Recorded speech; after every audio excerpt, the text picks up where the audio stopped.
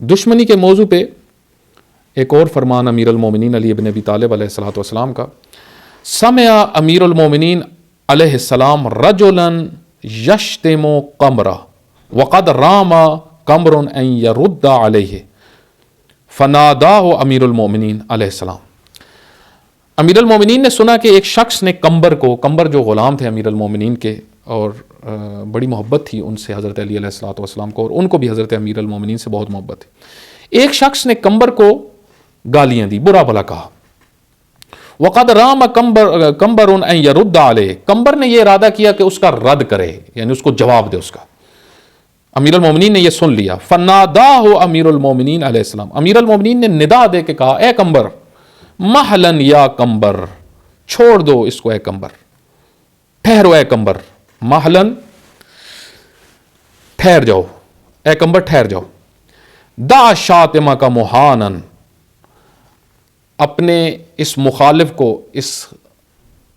خصم کو چھوڑ دو، اس کو چھوڑ دو۔ اس کا فائدہ کیا ہوگا اس کو چھوڑنے، اس کا جواب نہ دینے کا فائدہ کیا ہوگا؟ پہلا، ترضی الرحمن، رحمان اللہ تم سے راضی ہو جائے گا،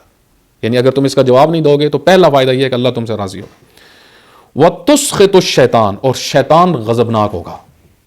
ٹھیک ہے، مومن کا یہی کام ہے نا کہ وہ اللہ کو راضی کرے اور شیطان کو غضبناک کرے، یعنی تمہارے اس عمل سے رحمان راضی ہوگا، شیطان غضبناک ہوگا۔ وَتُعَاقِبُ عَدُوَّكَ، اور تمہارا دشمن جو ہے وہ اس سے رسوا ہوگا، اس کو اذیت ہوگی، اس کو تکلیف ہوگی، یعنی جو تمہارا مخالف ہے اگر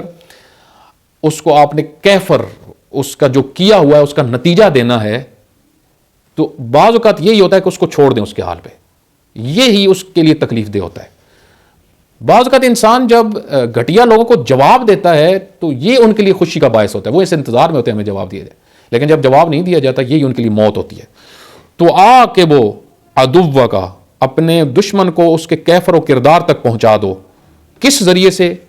دا شاتمہ کا محانہ، جب اس کو تم چھوڑ دو گے۔ فوالذی فلق الحبۃ وبرع النسمہ، مجھے اس ذات اقدس کی قسم ہے جس نے دانے کو شکافتہ کیا اور جس نے انسان کو خلق کیا، ما ارض المومن ربہ، اتنا راضی کبھی نہیں ہوتا مومن سے رب جتنا اس وقت بمثل الحلم، جتنا اس وقت ہوتا ہے جب مومن غصے میں جب آ رہا ہو تو وہاں پہ حلیم بن جائے، اس وقت اللہ بہت راضی ہوتا ہے۔ یعنی اتنی خوشی پروردگار کو اپنے بندے سے کسی اور وقت میں نہیں ہوتی جتنی اس وقت ہوتی ہے جب انسان اللہ کے لیے حلم کرتا ہے، حلم دکھاتا ہے۔ ولا اسخط الشیطان، اور شیطان کو اتنا غضب جتنا اس موقع پہ آتا ہے کہ جب وہ دیکھتا ہے کہ یہ اس شخص نے جواب کی جگہ چپ ہو گیا، خاموش ہو گیا، تو یہ وہ موقع ہوتا ہے جب شیطان ذلیل ہو جاتا ہے۔ بمثل الصمت، یعنی ولا اسخط الشیطان بمثل الصمت، جب انسان خاموش ہو جائے ایسے موقع پر تو یہاں پہ شیطان ذلیل ہو جاتا ہے۔ ولا اوقب الاحمق بمثل السقوط عنہ، اور جب انسان خاموش سکوت کرتا ہے، جواب نہیں دیتا کسی احمق کا، تو یہی اس کے لیے ضلالت ہوتی ہے، رسوائی ہوتی ہے، اس کا مر جانے کا مقام ہوتا ہے، مر جاتا ہے، وہ ذلیل ہو جاتا ہے کہ جب مومن